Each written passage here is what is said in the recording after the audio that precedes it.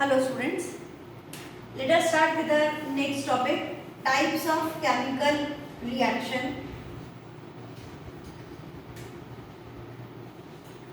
Types of chemical reaction में we have 4 different types of chemical reaction. First one is combination. हम एक एक करके एक एक का explanation लेंगे. First is combination, second is decomposition, third is displacement, and fourth one is double displacement.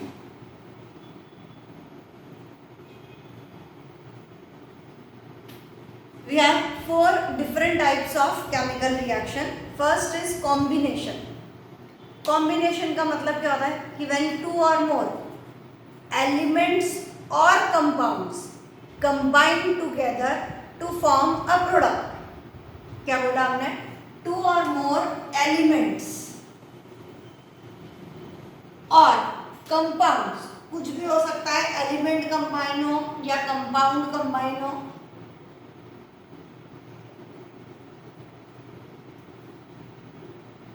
When 2 or more elements or compounds combine together to form a product, then it is called as combination reaction. पता चलेगा या तो 2 element, 2 या 2 से ज्यादा element या 2 या 2 से ज्यादा कंपाउंड, मतलब एलिमेंट या कंपाउंड कुछ भी कंबाइन कर रहा है to form product, then it is called as combination reaction. थोड़ा ध्यान रखिए कि जब भी हम रिएक्शन लिखें, मोस्ट प्रॉब्ली हमारी रिएक्शन अगर बैलेंस हो तो ज्यादा अच्छा लगता है. जैसे H2 plus O2 gives H2O की जगह 2H2O लिखिए. यहाँ पे ये ऑलरेडी बैलेंस्ड है, it is CaOH whole twice. ठीक, अभी पहले इसी का एक्सप्लेनेशन हम लोग लेते हैं, फिर अगले पे चलते हैं. H2 plus O2 gives H2O और CaO plus H2O gives CaOH whole twice. ये जो CaO है, ये मैं वापस यहाँ पे लिख लेती हूँ.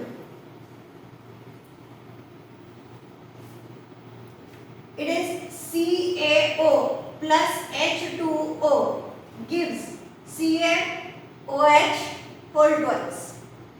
CaO या तो हम इसे बोलेंगे कैल्शियम ऑक्साइड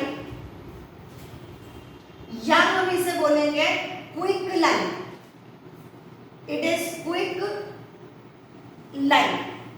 क्विक लाइन इसका कॉमन नेम है और इसका केमिकल नेम है कैल्शियम ऑक्साइड. ये तो वाटर हो गया, कोई बात ही नहीं है. ये हुआ हमारा calcium hydroxide,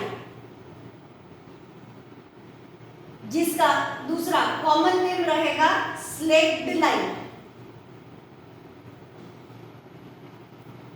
fine, calcium oxide और क्विक लाइन, और इसका नाम है कैल्शियम हाइड्रोक्साइड और slaked line.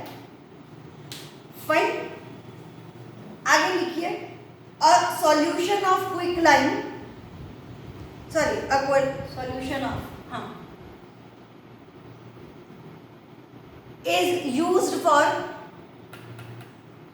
is used for whitewashing the walls. भाई क्विक लाइन का सॉल्यूशन, क्विक लाइन का सॉल्यूशन मतलब स्लेक्ड लाइन. अब ये स्लेक्ड लाइन बन गया चूना, जिसे हम बोलते हैं व्हाइट वॉश करने के लिए लेकर आते हैं. तो चूना हम लोग लेकर आए. चूना, ये आपको मैंने पहले दिन नीचे बताया था कि भाई चूने को पानी में डालना है या पानी को चूने में डालना है. तो हम लोगों ने पढ़ा था कि जब ये CaO और H2O कंबाइन करते हैं तो क्या होता है, large amount of heat is released. इसका मतलब हम लोग कल नाम पढ़ चुके कि इसे हम लोग बोलते हैं exothermic reaction. Large amount of heat is released.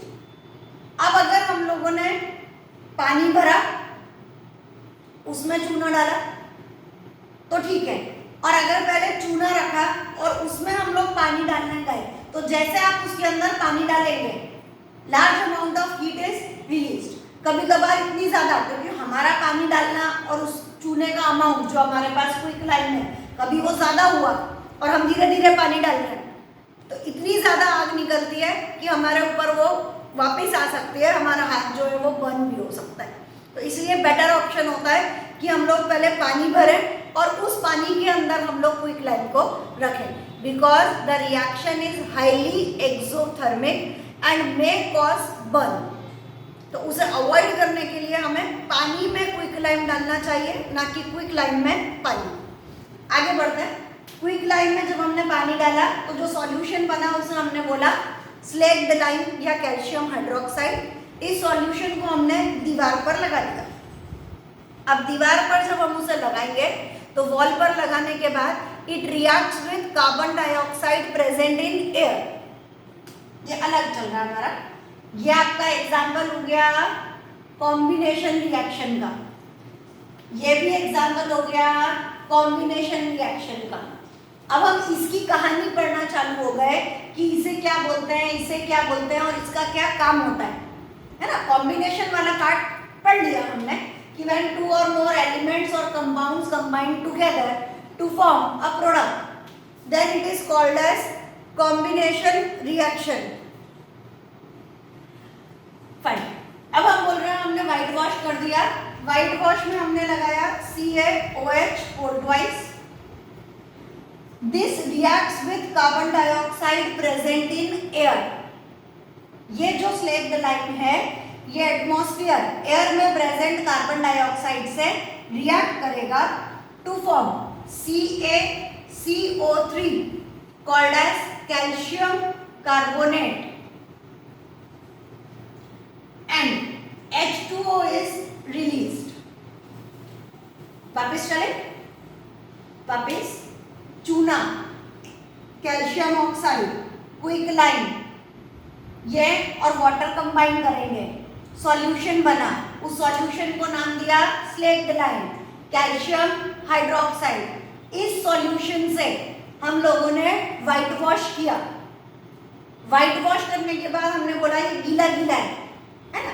अब ये क्या करेगा, ये जो गीला गीला पार्ट हमने दीवार पर लगाया है, वॉल पर हमने पेंट किया है, व्हाइट वॉश किया है, this will react with carbon dioxide present in the atmosphere to give calcium carbonate and water is evaporated.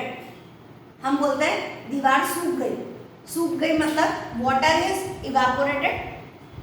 अब जो दीवार पे लगा हुआ है ना वो स्लेक्ड लाइम है ना वो क्विक लाइम है, अब उसका नाम क्या है, कैल्शियम कार्बोनेट। लिखते टाइम ध्यान रखिए, C capital A small, calcium. ये कार्बन और ये ऑक्सीजन दोनों कैपिटल लेटर में है। हर जगह आपको मेरा क्लियर नजर आएगा कि मैं कैपिटल लिख रही हूँ, मैं स्मॉल लिख रही हूँ। आप लोग क्या करते हो, CO2। अरे वाह, पता है ये कौन है, this is cobalt, this is not carbon dioxide. CO लिखते ही आपने क्या बना दिया, कोबाल्ट, और CO लिखते ही ये बन गया कार्बन मोनोऑक्साइड। तो जमीन और आसमान का अंतर है, ठीक है। ऐसे नहीं लिख देना कि हमने मर्जी आई उसको स्मॉल लिख दिया, मर्जी आई उसको कैपिटल लिख दिया। चलिए, उसके अलावा हमने पढ़ा कि जो कॉम्बिनेशन रिएक्शन है उसमें large amount of heat is release. इसका मतलब इट इज एक्सोथर्मिक, है ना। यहाँ पे हीट रिलीज हो रही है तो इट इज एक्सोथर्मिक। चलिए, यहाँ तक समझ में आता है। अब दीवार पर जो हमें मिल रहा है व्हाइट वॉश करा हुआ जो सूख गया, दैट इज कैल्शियम कार्बोनेट। दूसरा मार्बल जो होता है, मार्बल बोलते हैं ना, मार्बल की टाइल्स, मार्बल जो जमीन पे पत्थर होता है, उसका भी फॉर्मूला क्या होता है, CaCO3, that is calcium carbonate. बस डिफरेंस ये है, जरूरत नहीं है आपको, खाली मैं समझा रही हूँ कि मार्बल कैसे बनता है। तो यही जो चीज़ है ये डीप इनसाइड द अर्थ, बहुत अंदर जाके जब बनी हो जाती है तो under high temperature and pressure वो अपने आप कन्वर्ट होता है इनटू मार्बल। मार्बल बनाया नहीं जाता, मार्बल जमीन में से निकाला जाता है, ठीक है। और मार्बल का फॉर्मूला भी होता है CaCO3, that is calcium carbonate. चलिए, एक कहानी हमारी खत्म होती है, कौन सी, कॉम्बिनेशन रिएक्शन। दूसरी चालू करते हैं, डीकम्पोजिशन रिएक्शन। डीकम्पोजिशन का मतलब when a compound breaks down into two और मोर एलिमेंट्स और कंपाउंड्स, वापस बोल रही हूँ, decomposition reaction when a compound breaks down into two or more elements or compounds. एक कंपाउंड टूट रहा है और काय में टूट रहा है, या तो दो एलिमेंट्स में या दो कंपाउंड्स में या एक एलिमेंट एक कंपाउंड में, किसी भी अरेंजमेंट में, बस वो टूटना चाहिए, तो हम लोग उसे नाम देते हैं डीकम्पोजिशन रिएक्शन। देखो normally, I am saying normally, ये नहीं बोला मैंने कि 100% हर जगह एप्लीकेबल नहीं होगा, लेकिन नॉर्मली किसी चीज़ को तोड़ना है तो तोड़ने के लिए हमें उसे ताकत देनी पड़ती है। आप दो फ्रेंड्स हैं, बहुत अच्छे फ्रेंडशिप आप लोगों की चल रही है, तो अगर आपकी फ्रेंडशिप को तोड़ना है तो मुझे बहुत एनर्जी लगानी पड़ेगी, इसके कान भरना पड़ेंगे, इसके कान भरना पड़ेंगे, इसको कुछ गलत बोलना पड़ेगा, इसको कुछ गलत बोलना पड़ेगा। एनर्जी दी, एनर्जी दी है मतलब कौन सी रिएक्शन हो गए, एंडोथर्मिक, ठीक है। और जब दो चीज़ें कंबाइन कर रही हैं, अपन जोर से भागते हुए आए और ऐसे जुड़ जाए, तो जुड़ के हम थोड़ा सा पीछे हो गए, इसका मतलब एनर्जी इज रिलीज्ड। तो नॉर्मली ये देखने में आता है कि कॉम्बिनेशन जो है वो एक्सोथर्मिक होती है, not in all cases, mostly, mostly के वर्ड के बिना आंसर नहीं लिखना, mostly combination is exothermic and decomposition, तोड़ना है हमें, दैट डीकम्पोजिशन इज एंडोथर्मिक, हमें उसे एनर्जी देनी पड़ेगी। चलिए एग्जाम्पल लेते हैं, उल्टा लेते हैं, CaCO3 क्या करा हमने, हीट दी, it breaks down to give CaO plus CO2, ये टूटेगा तो CaO अलग निकल जाएगा और CO2 अलग निकल जाएगा, हमने एनर्जी दी।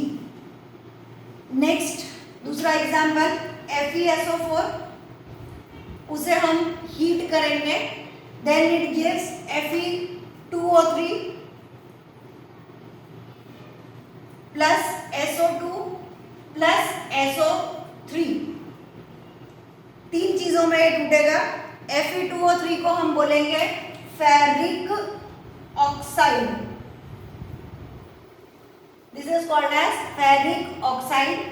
ये सल्फर डाइऑक्साइड दो हैं, सल्फर डाइऑक्साइड ये तीन हैं, इट इज सल्फर ट्राइऑक्साइड। अलग अलग, ferrous sulphate on heating decompose, breaks down to give ferric oxide plus sulphur dioxide plus sulphur trioxide. At this time, अभी हम लोग और आगे बढ़ते हैं, ये जो फेरस सल्फेट है, ये 2 टाइम्स लेना है, ये जो फेरस सल्फेट है this is green in colour, और जब ये डीकम्पोज होगा फेरिक ऑक्साइड में बनेगा तो it is white in colour. हमने पढ़ा था ना कि केमिकल रिएक्शन में कुछ ना कुछ हमारे पास कैरेक्टरिस्टिक्स होते हैं, उसमें एक कैरेक्टरिस्टिक था क्या चीज, चेंज इन कलर। अपन ने एग्जाम्पल वो KI वाला लिया था, है ना, येलो कलर वाला, ये भी एक एग्जाम्पल है कि जो ग्रीन कलर है फेरस सल्फेट का वो चेंज हो गया into white due to the formation of ferric oxide. आपको अलग भी तरीके से याद करना पड़ेगा कि फेरस सल्फेट का कलर क्या होता है, तो बोले ग्रीन, फेरिक ऑक्साइड का कलर क्या होता है तो पता चलेगा वाइट। ठीक, 2 हो गए, एक और लेते हैं, एक एग्जाम्पल और ले रहे हैं, PbNO3 whole twice, PbNO3 whole twice on heating, हर एक को देखो, अभी जो भी एग्जाम्पल हम ले रहे हैं सबको हम हीट कर रहे हैं, it gives PbO plus NO2 plus O2, इसे बोला जाएगा लेड नाइट्रेट, क्या बोलेंगे, लेड नाइट्रेट, ये है लेड ऑक्साइड, पीबी मतलब lead, LEAD lead, lead oxide, NO2 O2 दो बार है ना 2, it is nitrogen dioxide, nitrogen dioxide, और ये हमारा oxygen. At this time we see the brown fumes, धुआं निकलेगा, brown fumes of nitrogen dioxide. यहाँ पर हमें ब्राउन फ्यूम्स नजर आएंगी और किसके कारण नजर आएंगी वो बताना है हमें, that is due to the formation of nitrogen dioxide. ठीक, और एग्जाम्पल लेते हैं। ये सब आपको रिएक्शन, कलर, ये सब कुछ आपको याद करना है, और किसके कारण ये कलर चेंज हो रहा है या ब्राउन फ्यूम्स बन रहे हैं, जो भी चेंज हो रहा है किसके कारण हो रहा है वो भी आपको देखना है। सच में केमिस्ट्री पढ़ रहे हैं अपन, सब केमिकल रिएक्शंस आपको लर्न करनी है। चलिए, AgCl सिल्वर क्लोराइड, Ag मतलब सिल्वर, Cl मतलब क्लोराइड,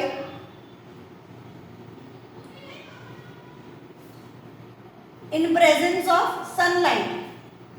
एक्चुअली ये AgCl जो है ये डार्क बॉटल में भरा जाता है। क्वेश्चन भी यही आता है कि डार्क बॉटल में क्यों भरते हैं, क्योंकि अगर हम इसे सनलाइट में लेकर आएंगे तो in sunlight AgCl gets decomposed to form Ag and Cl2, balance कर देंगे हम इसे।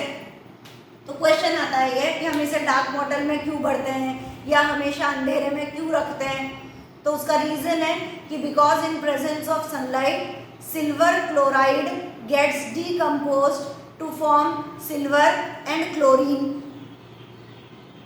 ठीक, दूसरी बात, सिल्वर क्लोराइड का कलर होता है वाइट, जब ये ब्रेक डाउन होगा, डिकम्पोज होगा तो ये कन्वर्ट हो जाएगा इनटू ग्रे कलर। सिल्वर का हम लोग कलर यहाँ पे मानेंगे ग्रे। तो दूसरा क्वेश्चन हो गया, explain why silver chloride turns grey in sunlight. Question यही है कि explain why silver chloride turns grey in sunlight. Answer क्या देना है, इन presence of sunlight silver chloride decomposes to give silver and chlorine. This silver is grey in color. ठीक, एक और है AgBr। AgBr मतलब सिल्वर ब्रोमाइड, ये सिल्वर क्लोराइड, ये silver bromide. In presence of sunlight, it breaks down to give Ag plus Br2, same to same, जैसा ऊपर था वैसा का वैसा ही। फिर क्यों लिखवाया, कलर के लिए। AgBr का कलर होता है पेल येलो, येलो अलग अलग तरह के होते हैं, ब्राइट येलो, लेमन येलो, ऐसे जो हल्का पेल येलो। सिल्वर का कलर हमने बोला ग्रेइश वाइट, जैसा हमने यहाँ लिखा ग्रे, ग्रे बोलते हैं, कुछ लोग ग्रेइश वाइट बोलते हैं। बोले चांदी खाली ग्रे कलर की थोड़ी होती है, चांदी का कलर तो बोले चांदी जैसा होता है। अब चांदी जैसा मतलब तो ग्रेइश वाइट भी बोल सकते हैं, ग्रे भी बोल सकते हैं, दोनों एप्लीकेबल है। जो हमें लर्न करना है वो है रेडिश ब्राउन। जो Br2 बन रहा है, ब्रोमीन बन रहा है, उसका कलर रहेगा रेडिश ब्राउन। हुआ, उसके साथ में लिखिए दिस रिएक्शन, ये वाली जो रिएक्शन है AgBr वाली, इस रिएक्शन के लिए हम लिखेंगे this reaction is used, this reaction is used in black and white, black and white photography, black and white photography.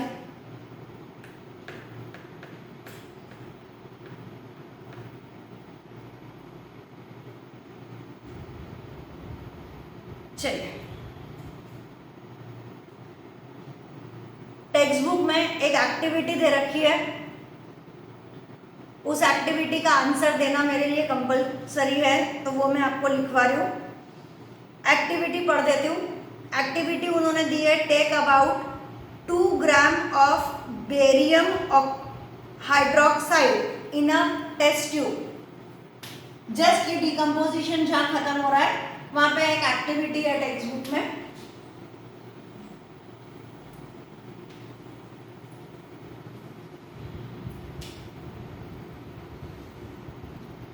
Test tube में हमें बोला है take 2 gram of barium hydroxide, ये हो गया बेरियम हाइड्रोक्साइड। आगे क्या बोला है, in a test tube add 1 gram of ammonium chloride. अब इसमें क्या डालना है, बोले add 1 gram of ammonium NH4 chloride, it is Cl। आगे दिया है and mix with the help of a glass rod, एक रॉड डाल के उसको मिक्स करिए। Touch the bottom of the test tube with your palm, जो टेस्ट ट्यूब का बॉटम है, नीचे की जो जगह है, इसे पाम से टच करिए, फील करिए। व्हाट डू यू फील, आपको कैसा लगा? कहना हमने तो टच ही नहीं किया, तो हमें फील कैसे होगा, है ना? इज इट एक्सोथर्मिक और एंडोथर्मिक? तो हम लोग एक एक करके काम करते हैं। पहले हम लोग इसको लिखेंगे BaOH whole twice plus NH4Cl। इसे जब हम रिएक्ट करवाएंगे तो ये देगा, ये Ba और Cl रिएक्ट करेंगे टू फॉर्म BaCl2। उसके बाद में ये OH वाला जो पार्ट है ये इस एक H के साथ जाएगा टू फॉर्म 2H2O, और साथ में हमारे पास बचेगा NH3 2H2O। 2 4, ठीक है, बैलेंस नहीं हुआ शायद अभी, 4 और 2 6, बैलेंस नहीं हुआ अभी, अब शायद बैलेंस हो गया। 2N 2 4 8 और 2 10, 2 3 6 और 4 10, 2O 2Cl 1 Ba 1 Ba, balance हो गया। ठीक है, रिएक्शन आपने अभी ये देखा कि मेरे पास यहाँ प्रोडक्ट लिखने की जगह खत्म हो गई, तो ऐसा नहीं कि मैं यहाँ लेकर आ गई, मैंने वहीं पर उसको नीचे ही लिख दिया, है ना? तो ये भी आदत डालनी है, ऐसा ना हो जाए हम यहाँ पर लिखते रहे। मैं आप लोगों को जो कॉमन मिस्टेक आप लोग करते हैं वो बार बार बता रही हूँ कि आप ये मिस्टेक्स रिपीट ना करें। फाइन, क्वेश्चन है barium hydroxide reacts with ammonium chloride to form something something something, वो समथिंग समथिंग समथिंग मैंने बता दिया। अब आपसे पूछा है कि इसके बॉटम को टच करिए, आपको कैसा लगा, गरम गरम लगा कि ठंडा ठंडा लगा? हमारा आंसर है ट्यूब बिकम्स कोल्डर, ट्यूब जो है वो ठंडी हो गई है। ठंडी हो गई है मतलब it has absorbed the heat, the reaction is endothermic. देखो, अगर वो हीट रिलीज करता तो हीट रिलीज करने का मतलब टेस्ट ट्यूब गर्म हो जानी चाहिए, और अगर उसने हीट एब्जॉर्ब कर ली है तो इसका मतलब वो क्या हो गया, एंडोथर्मिक। हमें पता है ना, कोई चीज़ यहाँ से 2 मिनट 9th स्टैंडर्ड में हमने इवेपोरेशन वाला पार्ट पढ़ा था कि अपन ने यहाँ एसीटोन डाल दिया, तो एसीटोन जो है वो हमारे हाथ की गर्मी को, हीट को एब्जॉर्ब कर लेगा और इवेपोरेट हो जाएगा, और यहाँ कैसा लगेगा, ठंडा ठंडा। तो जब कोई चीज़ हीट को एब्जॉर्ब कर लेती है तो वो ठंडा हो जाता है। टेस्ट ट्यूब कैसी हो गई, कोल्डर। क्यों हो गई, because the reaction is endothermic. पता चलता है एक एक चीज को कंप्लीट करके पता रहना चाहिए हमें। कुछ चीजें जो है वो एक्टिविटीज में कंप्लीट हो जाती है, हमें मालूम ही नहीं पड़ता। बोला जाता है कि टेक्स्ट बुक में तो था, तो टेक्स्ट बुक में था लेकिन नहीं था। इसका आंसर टेक्स्ट बुक में नहीं है।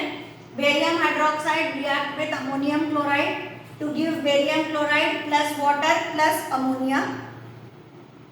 Weather the reaction is endo or exo, तो reaction is endothermic. Test tube कैसी हो गई? It becomes colder. आज हमने दो टॉपिक कंप्लीट करे, एक था हमारा कॉम्बिनेशन और एक था हमारा डीकम्पोजिशन। अब एक बात बताइए, रेस्पिरेशन और फोटोसिंथेसिस कौन सी गिनती में आएंगे?